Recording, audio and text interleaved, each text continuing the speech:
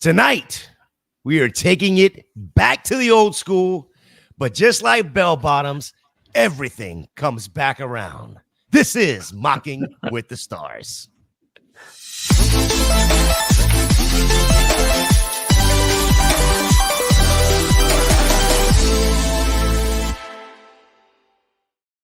Welcome back into Mocking with the Stars here on Club Fantasy FFL. My dude, Chris Battlestyle at FF Chris B over there on Twitter is in the house. All 10 fingers, safe from the fireworks from Canada Day. And of course, you can find me at FantasyJ77 over there on Twitter. Chris, we've been talking to a bunch of stars all year long. All year long. One of my favorite people in the space. I know one of your favorite people in the space. Absolutely. Bob Harris is the man tonight. Chris, I know you're normally the star of the show. I'm going to ask you, would you please relinquish it tonight? No Bob, problem. how are you doing? I'm doing fantastic. I noticed you got the oldest guy for the oldest scoring system, like the we're throwing back to the 80s or something here, and don't do Gator like that, Bob. Don't do Gator like that. He's not that old.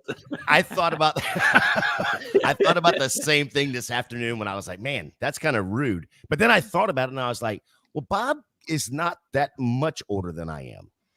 Well, I mean, we're not gonna play the drinking game that Sal played on the Potathon all weekend. But I will be having a birthday again this year, and it's gonna make me another year older. Will you be like almost as old as Sal? Yes. Oh, you kids have fun with that. Chris, how are you doing tonight? How was Canada Day up there at the lake? Oh, terrific, man. Happy Canada Day to all my fellow Canadians. It's just a kickoff to the summer. Let the festivities begin. I'm looking forward to this standard draft, man. My entry into fantasy football was with standard scoring.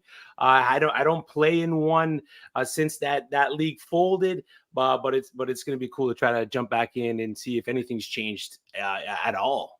Yeah, my start was in my first league in 1986 was a standard league and played in that for a number of years. There are a couple out there. There was an industry one that I was in until just like, I want to say a year or two ago. That was also like the last standard league I was in. Now I am in 0 of them. This will be my first standard draft of the year. Fortunately, have some rankings. Just want to say to my people in the chat, greetings to you, Albert Dame. Yes. Albert, I see you out there. Hello, everyone. Yes, Albert. Mr. Scampers is already in the chat. Charlene's in the chat. Hi, Charlene. Dame's in the chat. Yeah, Drop the Mic's already in the chat. Hope happily sunburned from Vegas. Not as bad as Fish. But... Wait. How old is Sal? How does everyone not know? No, I think this is 100%. Like, I don't think I've heard him mention it. I get it. I'll be 50 in August. I'll be 50. I mean, it was like they talked about that more than they talked about fantasy cares. So the funny thing is, like, 50 is great, but you don't really start feeling the age until 55. That's when you start feeling it. And then as you get well beyond that, where I am, you don't go outside to check the mail either. You don't go outside, no. I got to stay out of the sun or my boyish looks will dissipate. Scampers is already pandering for the SFB 15 standard scoring. Oh, geez. Calvin in the chat saying the best scoring format. There are people who do think that. I mean, honestly, this is not like he's not like a total outlier here. Well, it's Calvin. He is an outlier, Calvin. A little bit. Okay, I think I drafted with Calvin last year in Dallas. Calvin, is that you? Yes, it is. That is. Who's going to Denver this year, bailing on us? Oh, yeah, he's bailing out. There you go. I took the drink there. He said, yes, that's him. What's up, Mike? Ryan W. in the chat as well. Ryan, he's just here to snipe Chris. All right, speaking of sniping, Chris, let's go ahead and pull up this mock and get it rolling. Bob, you took the 2 spot, so I guess I will go to Chris first and then come back to you. But I'll go ahead and get the mock started itself, and it's a 1 minute clock. Again, standard scoring. The way we've got it set up tonight is 1 quarterback, 2 running back, 2 wide receiver, 1 tight end, 1 flex, 6 bench. So non-PPR, of course. Well,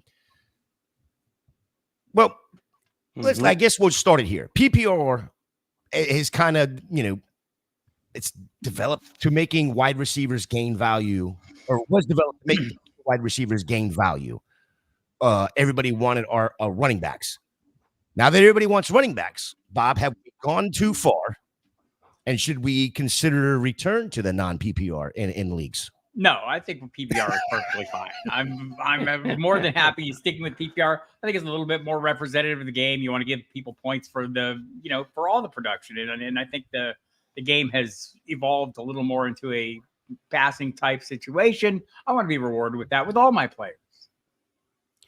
Yeah, there was a stat, and I can't remember who I heard it from this morning over on SiriusXM. It may have. Oh my Lord, I'm not gonna give credit to the right person, so I'm just not gonna say. You can't trust any of those people at Sirius, I'm told. Well, actually, the numbers that he was putting out there was like, back in the 80s, total completions was like 5,000 for the whole league. It varied a little bit here and there, for sure. And then in the 90s, it jumped up a little bit. 2000s, it jumped into the 9,000s, 11,000, somewhere in that change, or in that range. But then, go into the 20 teens, it was almost 15,000 receptions throughout the league. Right. And I mean, like, you want to reflect the game. I think we try to do that with, Superflex, right? We're trying to change the value of quarterbacks to more accurately reflect what their value is, which I don't think we're doing. I know, like, Marcus Grant will talk about this all the time, that we're not really creating a better representation of quarterback scoring. We're creating scarcity, and basically we just turn it into a race for quarterbacks. So I do think at some point we need to address that. We need to address that. What would be your what would you put for, like 6-point passing TD, 5-point passing TD? For sure that, and maybe even a little, bit more, for the passing production, and not juice necessarily on the yards, touchdowns, but a little more on the yards, maybe attempts or completions, probably the better version of that. But I do think that there needs to be a little bit of an adjustment, because quarterbacks are, they're a valuable asset in the NFL. If we're trying to more accurately depict what goes on in NFL play and kind of recreate those values, we want to create a little more scarcity at quarterback just by making the good ones more valuable, instead of like making it more of a race to acquire them. Yeah, I like that. Yeah, I find it very interesting. Like you said, the Superflex has basically made the scarcity of the quarterback position. I feel like the tight ends were that way, and maybe this year that's changing overall, because there's a few more tight ends that are creeping up into that not necessarily the top tier, but that second tier. And you can drop back a little bit and still get you a decent tight end. But the haves and have-nots are still, like, there's still that tier of tight ends that if you get one, you feel really good. And beyond that, and I think that tier is probably 6 this year, 6 or 7. Like, do you feel like 100% confident that David Njoku is going to come through? Do you feel 100% confident that Evan Ingram is going to continue to get 140 targets? I mean, there's a lot of, like, there are a lot of players, like, I think, like, maybe Jake Ferguson's a little safer than he's viewed as right now, but like guys like Dalton Schultz, the guys that we thought were kind of like steady, reasonable plays, seem like there's some uncertainty now, based on the changes this offseason. Don't talk up Jake Ferguson too much now, Bob. I mean, you and I are going to need him in this Scott Fishbowl coming up. I mean, oh no, I'm not going to need him. You've seen how I roll in the Scott Fishbowl. I'm getting 8 tight ends with my first 8 picks. Well, but he could be your 8th tight end, because I mean, it's but that's somebody too that, when you're looking at a PPR league that is just commanding targets, and then going into this year, he's going to even command even more targets, I think, because who is that second wide receiver? I mean, it's Brandon Cooks, but who's going to be the second target getter, I guess? And that's probably going to be Jake Ferguson, right? Yeah, I think so. Yep.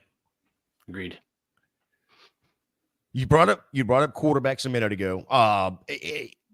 And I just left it as a third round reversal in this draft. I hope that's okay with everybody. If it's not, oh well, it's third round reversal.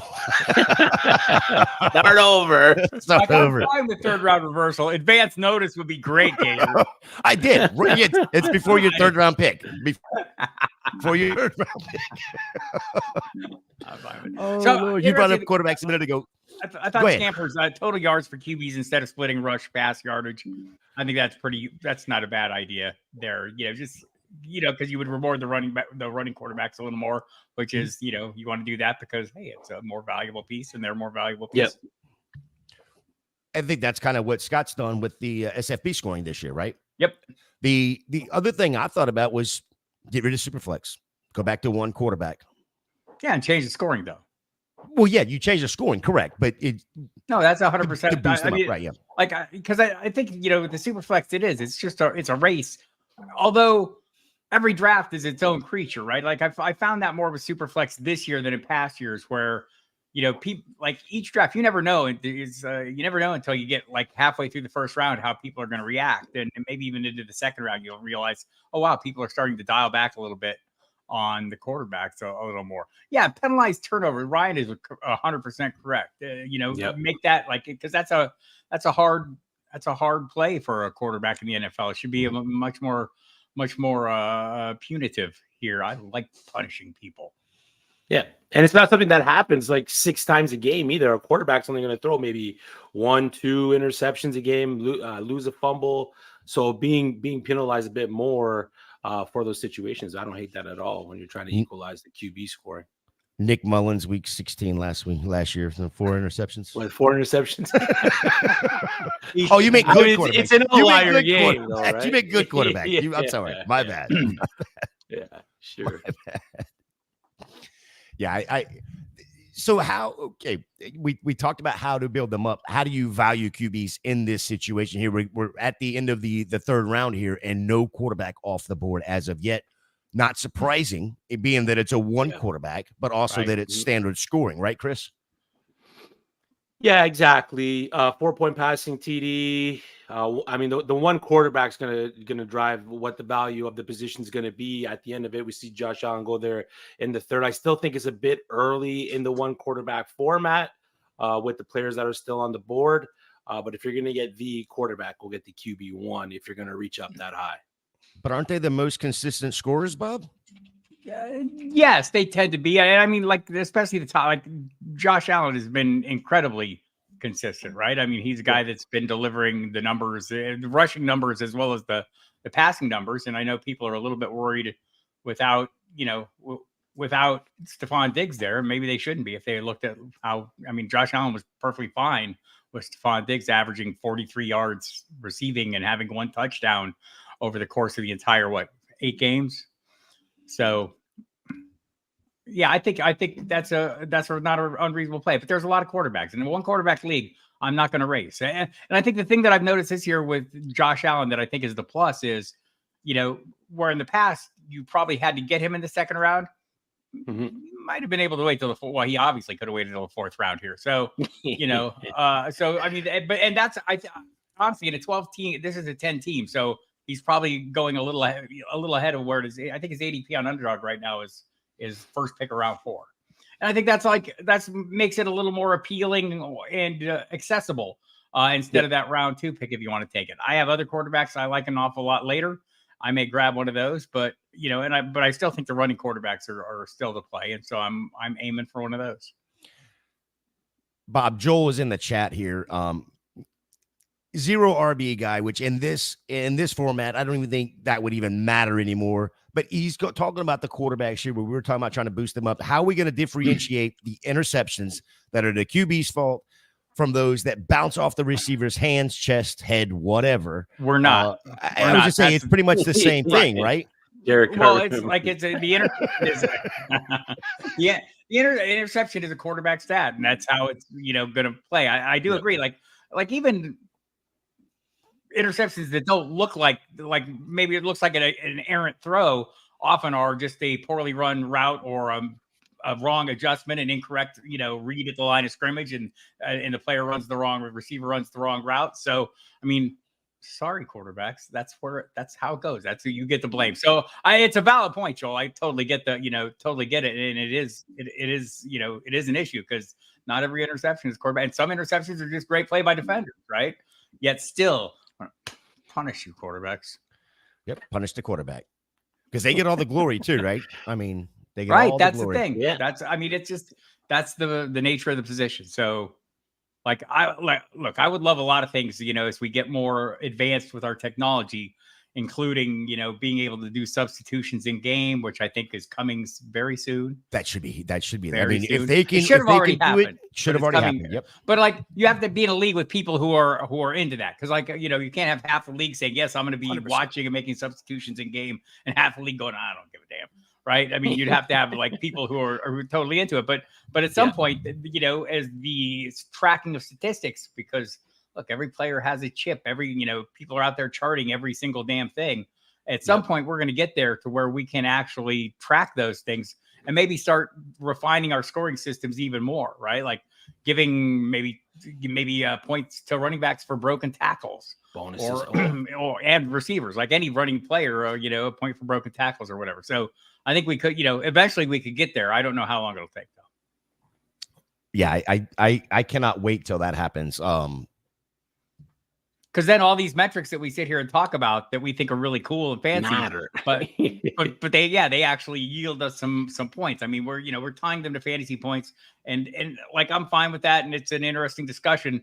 But until it literally translates to the field, and look, great point by Ryan Huis there, as always. He's a super sharp dude. But yeah, I would be, probably I'm going to probably draft one just to make a point, unless I miss out on my guy, but. Who's your guy? I'll take him right here and just get it over with. Anthony Richardson. Well, you could probably wait till the next round now, though.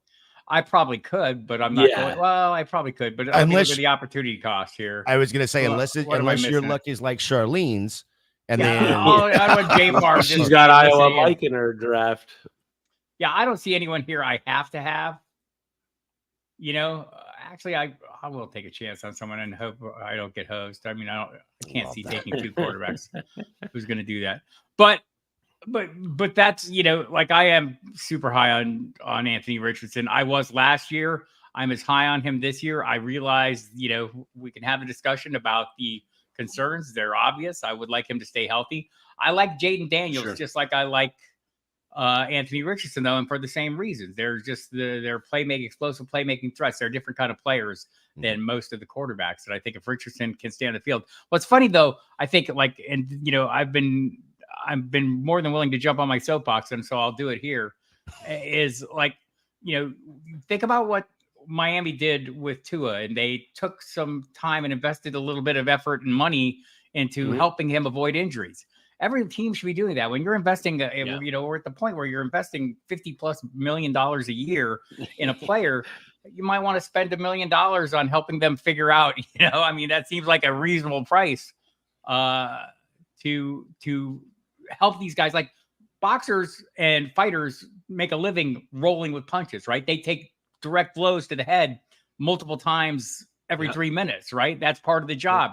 It's not an accident that they're able to do this. It's through training and work and effort and learning little tricks, and even in Tua's case, learning how to fall properly. I think all those things would be very useful. Learning how, we can all think of the running backs that we've known over the course of our time watching football, who you just don't get a hit on them, right? I mean, they're always making that last second shift in angle or whatever, so they avoid the big hit. I think we need to work with our quarterbacks to get there. And I mean, less so Anthony Richardson because he's as big as a damn tree. But let's say Jaden Daniels, who's 6'4", 210 pounds, and seems to have no understanding of his own mortality, based on what I've seen of him playing in college, and that's not going to work at the pro level, right? He's not going to be able to take those hits. So Joel Worth is talking my language. He's out there. Yeah. Well, yeah, that's right to Ryan again. 10 team, you can gamble on A-Rich because when he gets hurt in week 3, there's plenty of guys on waivers, and Christian Watson's hamstrings is high. They say that he's been working, but the science is with him, right? But I think that even in a 12 team, that's the thing with Richardson and Daniels. If you go, you're investing a pick earlier than you'd like on your quarterback, It doesn't matter. In rounds, double-digit rounds, there is a whole string of quarterbacks starting with Trevor Lawrence, Jared Goff, Matthew Stafford, Baker Mayfield, Aaron Rodgers. I'm leaving somebody off this list. It's a big part of it. But, I mean, there is no shortage of players who I can rely on for as a solid weekly start. When I can get this super high-end, possibly league-winning lottery ticket, I want to cash in on it. 100%. You know, I'm gonna be controversial here, and I'm gonna say something that I say a lot. Nobody remembers who came in second. Like at the end of the year season, like nobody remembers. People remember who won the league, and and that's why nobody remembers me. I rarely win, but I take big swings, kids. Big swings. Run through these first couple of rounds right quick. Tyreek Hill, Christian McCaffrey, CeeDee Lamb, Jamar Chase, Amon-Ra St. Brown, Bijan Robinson, Justin Jefferson, Breece Hall, Jonathan Taylor, Jahmyr Gibbs at the 110. Coming back for the second round, we had A.J. Brown, Saquon Barkley, Travis Kelce, the first tight end. Off the board there going to Chris, Marvin Harrison Jr. at 2-4, Derrick Henry, Devon Achane, Kyron Williams, Garrett Wilson, Puka Nacua, Chris Olave. That's your first two rounds there. Anything stand out to you right off, Bob, with this scoring being standard? Anything stand out to you? I think just looking at the first 12 picks, the number of running backs that came off the board compared to what you're seeing in your current underdog best balls, etc. Right? You're going to see 9 wide receivers off, and maybe 3, 9 or 10 wide receivers. Yeah, I knew Scampers were going to say that, but I think that's been the main difference. We're seeing running backs have come off far earlier than what you're normally seeing, and going a little faster, and that's to be expected. I think chasing. In this case, like you're going to hear me every time I'm on something preaching about, not necessarily chasing upside, but chasing volume for me at running back is like critical. I mean, if they're not getting opportunities, and, we'll get to a point in a draft where I don't get volume, right? And I'm going to have to take chances on players I have hunches on, or I think might be able to excel in timeshares or whatever. But until I get to that point, I want to make sure I have some volume, especially in a league like this. And I know my buddy Tristan Cockcroft over at ESPN. I took Joe Mixon later. Tristan Cockcroft had a piece in ESPN this week. Over the past 3 seasons, Mixon has scored at least 75 of his fantasy points inside the red zone. He's the only running back who's done that. He's been very effective in there. League leading totals, 34 attempts and 70 touchdowns on goal line carries as well. So he's been, so he's going to get the volume. Right, it's this San Francisco style offense, which we all should be chasing because, we're looking at the king of volume, Christian McCaffrey, or a Rams type situation. So we're looking at Bijan, with Zach Robinson going to Atlanta, you coming from Los Angeles. I mean, you're seeing other places like I think in Green Bay, you're going to see Josh Jacobs get a ton of volume, another offshoot of the McVay coaching tree. We can go back, ask Todd Gurley what happens when you're the running back in Los Angeles. You're very busy. And even the last couple of years, whether it's Cam Akers 2 years ago, even though Sean McVay couldn't stand him, he still couldn't stand not giving him the football, right? Apparently. I don't know. And last year, Kyron Williams. I mean, and down the stretch, 25 opportunities a game when he came back from that injury down the last 5 games. That's why he was like running back 2 down the stretch, and he was a league winner for people who had him. It was that volume. So want me some volume. I want to say Derek Carroll made a great point about Camry. There are quarterbacks who are super effective at avoiding the rush, and I think it's really important. I think people should be working on that as well, not just pulling it in and running, but hey, taking a sidestep, having some pocket presence, understanding when you're about to get Tommy Hawks from behind, right? I mean, just taking a step. Tom Brady, great at taking a step. Just fixing to bring up Tom Brady. He was so good at the pocket presence. That's probably what. It wasn't all the TB12. It was the knowledge of the pocket presence for him too, because he could have taken some shots and he just missed. Chris, anything stand out to you right away in these first couple of rounds?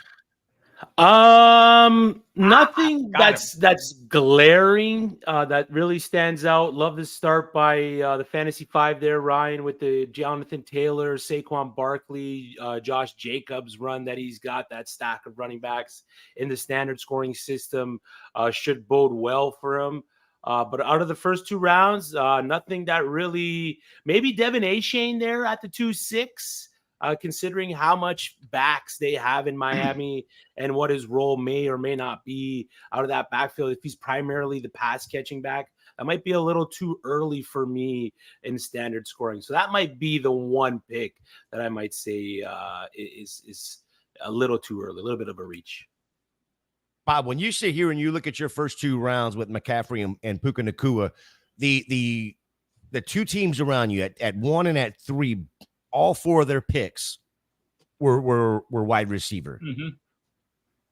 I feel pretty comfortable taking some chances with wide receivers later. I always do. I feel like, that's not a position of scarcity. And depending on how the draft plays out, like there are drafts where I end up with 4 receivers to start the game. It's not totally unusual, right? I mean, well, it is unusual. I'm looking for usually an anchor running back at some point in those first 4 rounds, and I might diversify a little bit more, but I will do that. It's not like I'm against drafting wide receivers, but it's going to be more about how the draft is playing out. It determines. Like I think in most every case, we're all doing a ton of best balls and we're drafting and we're experimenting with all kinds of things and trying different approaches and seeing what works best for us as we always get closer to August. And like there's going to come a point where we have to make that shift from best ball mode to redraft mode, right? There's a difference. Like you got to get your mind out of your portfolio and your exposure and things like that and boil it down to the guys that really matter. But all that experimentation should make a difference for you getting there. I think that's one of the things that Chris and I talked about a couple of weeks ago when we decided to do a standard, with all the Scott Fishbowl stuff going on. Of course, you've got we just got out of rookie season. And, when you're going into coming up on redraft season, it's like if you're in Scott Fishbowl, you got to change your mindset for each one of these. And of course, best ball season was started off first, but you change your mindset through each and every single one of these. There's nothing that can change your mindset other than, going and doing these mocks and especially a standard scoring. Right? Just a quick side note here. One of the reasons I love doing these shows on the interwebs and these video things and everything, the comments are like they're like super smart and also very entertaining. But I mean, just some great points are always made and like always opens my eyes to like make me think about something. I love going in places and talking to people who like make me think like I'm locked into my things. I do the things I've done for many years. I try to make adjustments over the course of time and try to adapt to the changing circumstances of the NFL and the fantasy world. And these chats like totally help me do it. Seeing how people are viewing things, seeing what they're thinking, especially super smart groups like this. Yeah. Yeah. The Jason Woods over at Footballguys always says sacks are a quarterback stat. They are. I agree. It's the same thing with the interceptions, right? Get rid of the ball. That's a quarterback stat. Get rid of the ball. Don't get hit. And then Joel's got to pipe in with probably one of the funniest comments. It's just Justin Fields just catching strays. Get back over here to the draft at the 3-1. Remember, this is third round reversal. Going back to Travis Etienne, Josh Jacobs, Isaiah Pacheco. Yep. Sam Laporta, second tight end off the board here.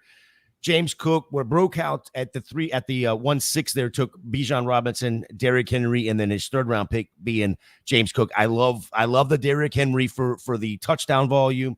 Of course, what we expect to have for Bijan Robinson. And then, James Cook, I think, is probably going to get, in the passing game, of course, which again in standard doesn't matter.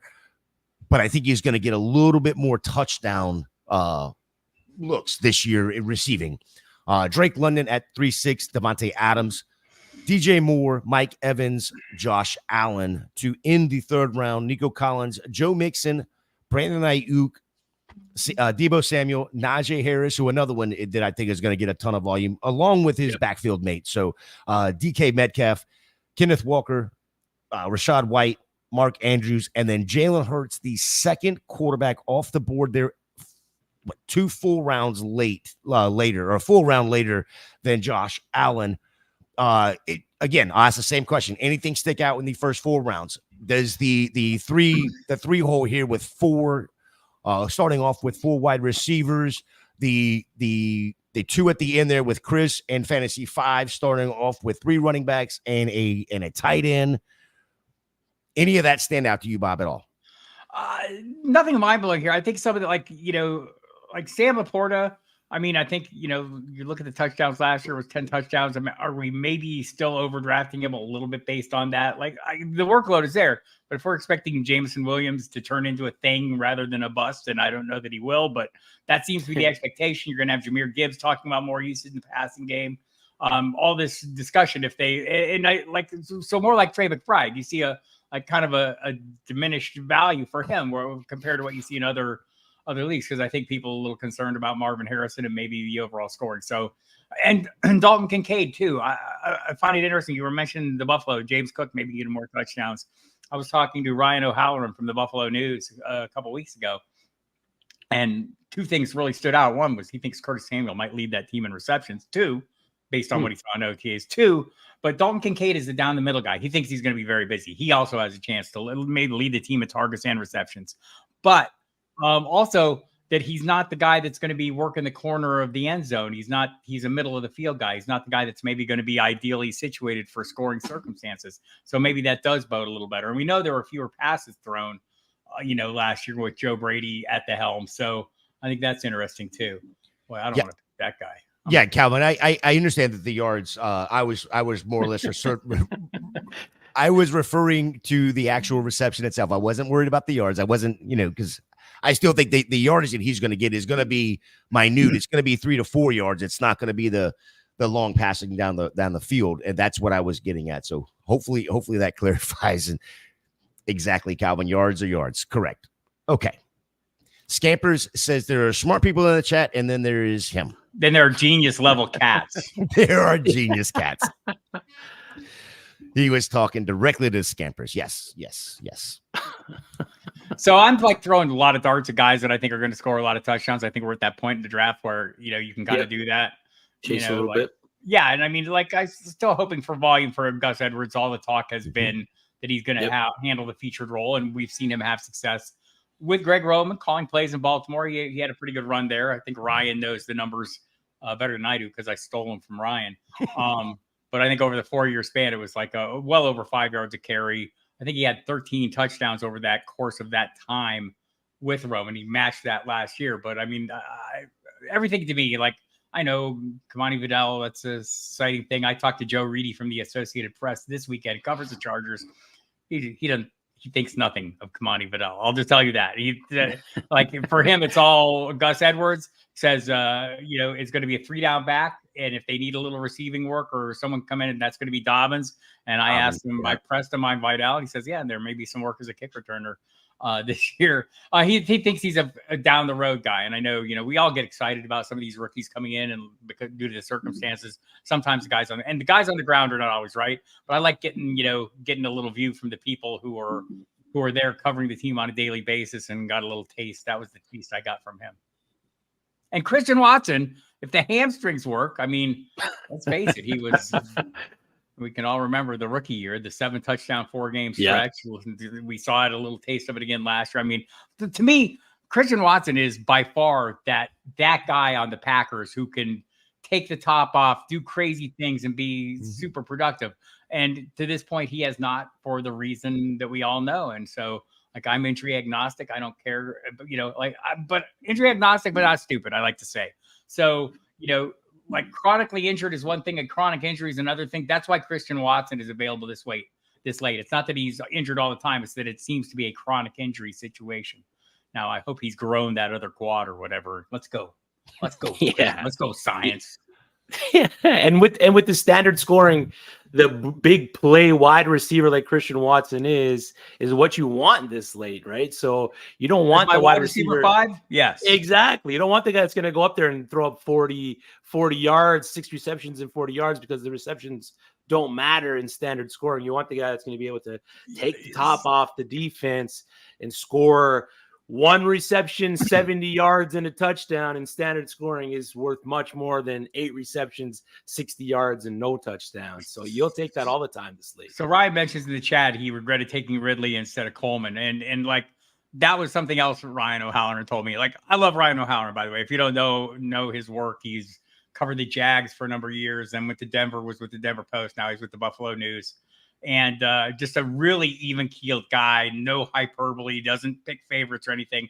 he was really keen on Keon Coleman, having a role in the red zone, and specifically being that guy who hits the boundary, goes in the corner, goes up and does the jump ball kind of thing. So I like him a lot this year in all formats. I like him better in this format. Mm-hmm. Yeah, everybody knows I'm not a huge Keon Coleman fan, but I do. I can recognize that he is going to have some he's going to be viable for fantasy when it comes to these downfield plays. He's going to take over being there with Josh Allen. He's going to take over that old Stephon Diggs role. So I can see him getting down the field, stretching the field. All he's got to do is just catch the ball. That's going to be the biggest problem for him that I saw coming out of college, was actually hanging on to the ball. If they can fix his hands, then he'll be fine. Calvin, standard scoring, giving him anxiety. You're saying, I need one more drive. I need one more drive, right? Like, give it to the running back. Yeah, absolutely. Let's see. We call that the Ryan Weiss type wide receiver, referring to Keon Coleman there, 6'4". That's all Ryan Weiss knows. When he sees wide receiver, doesn't care about the name, 6'4", he's like, select. Yeah. Coleman. Joe says Coleman's size and movement skills and hands are going to be a great match with Allen out of structure. Great. Yeah. Okay. Yeah. I think that's correct. I like that. All right. Well, then I don't want to draft anyone in this round. Can I pass? I don't like anybody. I mean, players here appeal to me.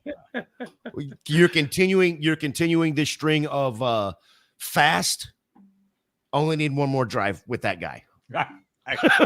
One more throw from anywhere on the field. Chris, how are you feeling about your draft right now? You got Breece Hall, Travis Kelce, Isaiah Pacheco, Rachaad White, Malik Neighbors as your wide receiver 1. Yep. Zay Flowers, James Conner, Deontay Johnson, Kyler Murray as your quarterback, Jamal Williams, and then Jackson Smith-Njigba. How you feeling right now sitting here going into the 12th round? I like it. I think it's pretty top heavy. Wide receiver room could maybe use a little bit of help because there is no points per reception. I think Malik Neighbors is a guy that can take the top off of defense and get me some big play points. He should be the wide receiver 1 for the New York Giants. But what is the wide receiver 1 for the New York Giants mean this coming season with Daniel Jones? Yeah. Look, so I'm gonna get in this argument with you, Chris. I think this is a good argument to have, because I feel like last year, people in this chat, many of them heard me making this argument about the running backs, the rookie running backs coming in. Bijan Robinson being the guy that was drafted with all the draft capital, right? Except was Jahmyr Gibbs. We were drafting Bijan early in the first round based on the draft capital and the anticipated workload. Well, only half of that turned out to be true. Jahmyr Gibbs, who you're getting 3 rounds later, had all the draft cap, all the same stuff. He was just a pound lighter than he's supposed to be a great NFL running back. Yeah. Turns out that worked out okay for him. I'm saying Malik Neighbors in his situation, like Marvin Harrison's going, like if you look at best balls right now, it's early in the second round, right? He's wide receiver 9 or 10 or, going early in the second round. Malik Neighbors is going later, not quite as late as I'd like him to, but later. And I'll just tell you this, like you were talking about, it's not going to be a great offense. He doesn't have great quarterbacks. I will be standing all the time for wide receivers who play with less than ideal quarterbacks. And this is not a new development, but we can look at last year, one of the worst quarterbacks in the NFL. Bryce Young on the lowest scoring, or tied for the lowest scoring offense in the NFL with the Patriots, Carolina Panthers. Adam Thielen was wide receiver 18, people. And for the first 12 weeks of the season, I believe he was a wide receiver 1. So having a horrible quarterback situation, being in a horrible offense, and that's the point I wanted to make with Hunter Henry, by the way, taking him. Like, obviously took him way before, and probably in these circumstances, I wouldn't take, a second tight end in a league like this. I would be, but I wanted to make the point. In these lousy offenses, like, you don't want to mind the lousy offenses. You want to skim the surface. Like, I want to draft Ramondre Stevenson. And in a situation like this, where I'm at the tail end of a standard draft, what does Hunter Henry do? I mean, last year he was leading the team in receptions before he got hurt, right? Going into December. But also he's a touchdown scorer, and he would be a guy that, I should trade back Mr. Scampers, but he's a guy that maybe a quarterback is going to have an affinity for, that comfort zone kind of player. So, and especially on a team where there's plenty of question marks at wide receiver. So, and there's another player I'm going to probably pick here that I would never pick this early, but I just want to make the point that I think it's a good touchdown scoring situation. But these are the things you're looking at. And the quarterback running wide receiver situation, this is not a new development. Last year, when we were drafting Mike Evans, because you were afraid that Baker Mayfield was his quarterback. In past years, we've seen players like, I want to say the year that Geno Smith won comeback of the year, we were drafting Tyler Lockett and DK Metcalf. They finished, in the top 15, both of them. We weren't drafting them like that, right? We were drafting them lower out of fear about the quarterback situation. Sure. I'm not being scared of my quarterbacks anymore.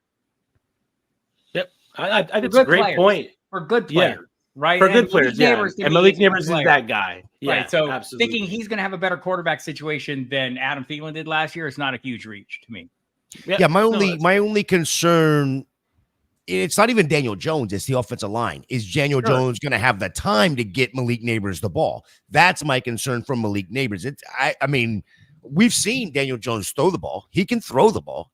That's not the problem. The problem is he going to have the time to get it off?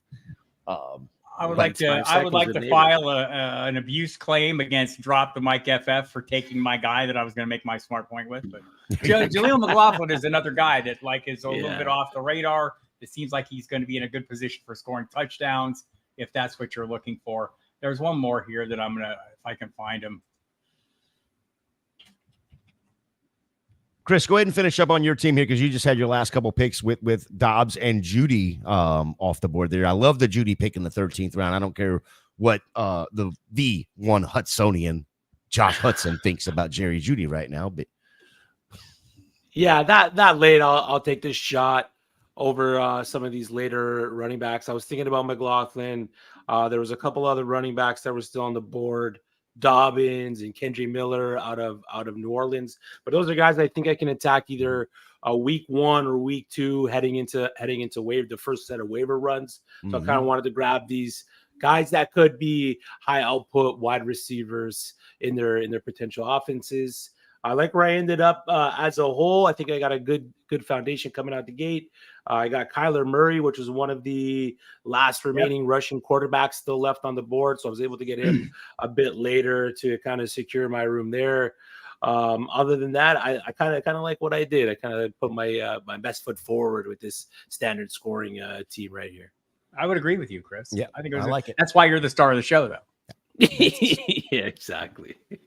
Bob, how about you, Bob? What do you think about your team? Sorry, Gator. No, Bob. Your job. Chris, no, you. This is not my job. That you are the star. You 100%. Bob is correct. You want to cut somebody off? You are more than welcome. This is no, Bob. You went CMC, Puka Nacua, Mike Evans, Joe Mixon, Kyle Pitts, Anthony Richardson. Your quarterback there, Christian Kirk, which I really like this year in Jacksonville. Hollywood Brown, Gus Edwards, Christian Watson, Williams of Detroit, Hunter Henry, and then Deontay Foreman there in Cleveland, which I like for the first 5-6 games. Right, me too. Right, Okay. like again, just making a point, looking for a touchdown guy, and just wanted to bring him up in a discussion. Like I don't know what Nick Chubb is going to do. I saw the video, people on the X machine, and I get it. But like honestly, the 2 surgeries, right? The surgery immediately after to fix the ancillary damage in the ACL in November. This is not his first rodeo. He knows how to rehab from these things, but also I just think it's a huge ask. And I know the Cleveland Browns say all the great things about it. Like, yes, he's working very hard. And I have no doubt he is, but also you'll hear them not say any timetable. They'll say sometime in 2024. Right. So, and like, honestly, in a league like this, I would never draft Deontay Foreman. You can get him way later than this in best balls and 12-team best balls. But I wanted to make that point where, there's going to be someone who's going to be running the ball for the Cleveland Browns and probably scoring some touchdowns. And like you can make a good argument for Jerome Ford as well. I just wanted to make the point that Deontay Foreman is there for a reason. And I'm pretty sure the reason is Nick Chubb is not going to be there for some portion of the season. No, I think, the video was great. Like you said, AJ came out and said all the right things. Team has come out and said all the right things. Vague, right things. Sometime in 2024. Sometime in 2024. And more than likely, if he is in 2024, it's going to be in the fantasy football playoffs. Somebody that you can look to grab, at that point, maybe if you can stash him, depending on how your league is built. Ryan's making a fair point, and Matt Waldman and I talked about it today on a podcast that I can say half of on this family channol, the Feel It or FF podcast. But we talked a little bit about this, and like if you're in a best ball, rolling the dice on Nick Chubb in round 14, okay, I'm there for that, right? But that's a best ball, and it's like only because I'm drafting more than one team, right? So that's where we get into the idea that we're building a portfolio of players in our best balls, and you want to have some exposure to a wide array of possibilities. And Nick Chubb would be one of those possibilities in a draft where it matters to me. That one team, Nick Chubb's not going to be on any of my teams. Sorry, Nick, love you, and I think he'll be great, but I'm just not taking that. If somebody beats me with Nick Chubb, I will congratulate them, and nobody will remember I came in second. Scampers, but you will, boss. Scampers will. Andrea, hello, Andrea. Yes, Andrea is in the chat. Joel brought this up a little bit ago. I want to touch on this, and then we'll probably skedaddle out of here. But Brian Thomas Jr., steal of the draft, double-digit touchdowns incoming is what Joel says here. And where did Brian Thomas go here at 11-7? Right behind steal of the draft, but he was good value. I don't know if I'd say steal of the draft either, but value there at 11. In this particular team, point taken. Sixth wide receiver on this team. Of course, this is one of the teams that started 3 wide receivers in the first 4 rounds. Right, point taken though. I mean, I think for the way that roster is built, I too like. I like in a vacuum. If I'm sitting here and I'm saying I want a Jaguars wide receiver, I'm going to take Christian Kirk. But there comes a point where the pricing, especially in best balls, and I do agree. I think he's going to be a big play threat. And he's got a better quarterback than maybe Malik Neighbors. He's not Malik Neighbors, though. Let's not kid ourselves. Malik Neighbors, many people argued about him being the number 1 of that top 3. I mean, and people argue that Rome Odunze is that number 1 of that top 3 too. So, and Harrison. So, I mean, it could be all of them. But I do like, and that's a good pick too, Roshan. That makes perfect sense as well. But I do think Brian Thomas Jr. is in a good spot. Yep. Only 6 wide receivers with double-digit touchdowns last season. So I don't think BTJ gets there. Trevor Lawrence would have to throw 35, 36 to get BTJ. And so thinking we're going to see a post-hype, rise from Trevor Lawrence is not an unreasonable thing too, right? Like, sure, there's a lot to like about Trevor Lawrence. There was a lot to like about him last year. There were things not to like about him, including a horrible offensive line. Right? Like, I mean, that offensive line couldn't do a damn thing. I think they're doing some work to shore that up. Same with Carolina, where they did some work to shore up that offensive line. And look, they did a lot of things to help Bryce Young, because what is their choice? There you go. A.T. Perry was the steal of the draft. That's fair. Bob, I know you're on the Twitter machine all the time. Have you not seen the pictures of Trevor Lawrence lately? He and his wife are pregnant, right? He's fixing to get that dad strength going. They know what causes that, I'm told. I don't know. Anything else on this draft that stands out to you, Chris, that you want to, or a player that you want to hype up or talk about right quick? It's pretty chalky across the board. There's a few teams that went a little wide receiver heavier than I would have expected. I think the 1-3 did a great job, though, rebounding with the running backs that he did take in Aaron Jones, Ramondre Stevenson, and even Trey Benson. If James Conner loses any kind of opportunity, if James Conner does get injured, Trey Benson is the workhorse running back for the Arizona Cardinals there. So I think 1-3 there did a great job after going 4 straight wide receivers.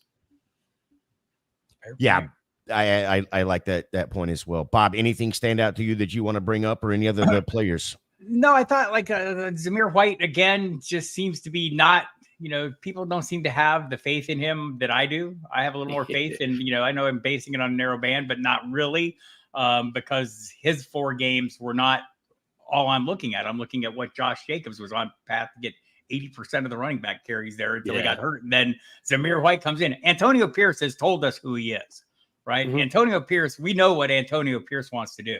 When he hired Luke Getzey as his offensive coordinator, he reinforced what he wants to do. He wants to run the football and play defense, right? And Zamir White, I think, is going to be very busy. Now, can he deliver on that? I don't know. You listen to my friend Sigmund Bloom, he'll tell you he's country strong. Country strong, big boy, ready to handle the workload. So I'm in on Zamir. I think that's a guy that's probably not priced correctly. There's a lot of guys not priced correctly, especially in the format, especially in the standard format. And you getting Zamir White that late it could be printing money. Yeah, I've not been a big Zamir guy, but I'm Bob has slowly talked enough about him that I've got to keep him on my radar. It's just right. It's a volume play, right? Yeah. I mean, and hoping that he does as much with it. Like if he does as much with it as he did last year, think about that. What was it? A Christmas Day game against the Chiefs, 145 yards was nothing to sneeze at, but it was the workload that thrilled me, and not just his workload, because I'm adding it on to Josh Jacobs' workload, because it didn't matter who it was. It was who was number one was getting those 20 touches a game for sure, and that's money. Yeah, my question is, and we won't know this until the end of the season, but my question is ultimately going to be with the new coaching staff. Of course, they've got the what was it? I want to say it was a wide receivers coach. Maybe he was something up there in Green Bay when Devontae Adams was having some of his best seasons. But you look at what he did. You look at what he did in Chicago, right? I get it. I get it. Are they going to? He's run heavy. Was run heavy there. I believe that's probably why. Like Devontae Adams is happy he's there. But I'm thinking if they know Aiden O'Connell as the starter, which I think, again, Antonio Pierce is telling us things we should probably listen. And when he's telling us Aiden O'Connell, the starter has to go through him. And everything we're hearing from OTAs is that nothing went through him, right? I think Gardner Minshew is likely to. I know that he's the betting favorite to be the starter, not at Antonio Pierce's house. That's fair. That's fair. And now we've done talked him up enough that now he's moving from the 8th round to the 7th round per Chris right here. He's moved him up into the taking him at the end of the season. Your work here is done. Don't forget, if you haven't already subscribed to Club Fantasy FFL, you can do that just by clicking that little button. Hit the bell, lets you know when we go live. We are on our way to 2,000 subscribers. We can only do that with your help. Our schedule as it sits currently, this schedule is changing every week. It seems like we're adding another show. We have us right here Monday night, Mocking with the Stars at 10 p.m. Tomorrow night, myself and Stacey Perez, another one of Bob's favorites, Masterclass, one of the best ball shows now, 8:30 tomorrow. Wednesday morning, we have Who's Your Caddy, the Golf DFS show. Wednesday night, we have the flagship show at 7 p.m. No pun intended. One of the newest shows on the docket is Trade Blocked Thursday at 8 p.m. Yes, sir. Thursday night as well at 10 p.m. Mock Girl Summer, part of the Women of Fantasy Football. Saturday, Ryan Weiss's very own Mock It Like It's Hot show at 11 a.m. And then Sunday, the Dynasty After Party at 11 a.m. as well. Holy smokes. That's a list right there, buddy. Content. Let's go. Bob, when are you going back to Sirius? Are you back on already? Because I haven't heard you. I don't stay up that late. So we're right now during the off season. We're on every Saturday at 3 p.m. So wake up at I know you party heavily on Friday nights. So set the alarm for 2:45 or something. Get it for 3. But we're only doing that one more week. This Saturday will be our last Saturday show. Then we'll take a week off, and then the following week, starting July 15th, we'll be on 5 nights a week. The usual nighttime thing for us is Sirius. 5 nights a week for the first week, and then after that, 4 nights a week. And then as the season gets closer, I'll be on. We'll do the Saturday night NFL radio, the Sunday morning pregame with me and Man. So there'll be no escaping me, and I'm sorry for that, people. No, I know I love it. Chris, I think loves it as well. So yes, absolutely 100%. Yes, I think we're gonna have to start getting the call-in line. We're gonna have to do that on Saturday nights. Yeah, do a call-in line for Bob Harris. Just call him up. Hey, Bob, how you doing? What else you got going on, Bob? What's going on over there on Saturday? You're still doing your AMA stuff, right? I have not done my AMA for a little while, but I'm going to tell you people, because there are people in here who love the AMA because I love having them there. I have established a new location to do that, and I'll start doing that again here in the next couple of weeks as soon as I get a few of the background pieces in place. But I do have a home for it. And then also every Friday, you can get my top 5 fantasy headlines on the Footballguys Audible channel. It is growing in popularity. Every week I do my fantasy notebook. It's totally free at Footballguys. You get exactly what you pay for with this with people. No, it's a big article I do. I mean, just kind of a big picture look at things and kind of touch on some of the stories of the week and go through all that. So that's free every week. And of course, tons of content, updated rankings constantly at footballguys.com, including mine, but including a great staff of a cast of thousands, all the YouTube stuff there with Alfredo and Kluge on the Fantasy Football channel, Jeff Bell and Jaguar May on the Dynasty channel, and Sigmund and Cecil on the Audible with me. Phenomenal. I can't wait. I cannot wait. Chris, what you got going on? You can find me at FF Chris B on Twitter every Monday night, 10 p.m. here with my guy Gator J. I'm Mocking with the Stars. Then every Wednesday night, 9 p.m. Eastern, with my two brothers, Drew Scott and Rhett Manuel, on Fourth and Frames. Bob, you just had the pleasure of losing to Drew in the July Invitational. I've heard. That's what Drew would like you. Drew would like you to believe. I thought it was a good draft today. Good draft. Yes, I heard. He was pretty shook about it. That draft y'all did the day comes out Thursday right? afternoon, 6 p.m. Eastern time on the Fantasy Alarm program. Awesome. Yes, great show by these two. Appreciate you guys letting me hang out with you. The chat was phenomenal. By the way, to answer JB's question, no, it doesn't have to be football related. It can be anything. I prefer heavy metal music questions, cooking questions, and cat questions if at all possible. But anything is fair game. Yes, Chris, go Bucks. By the way, the U.S. is down right now.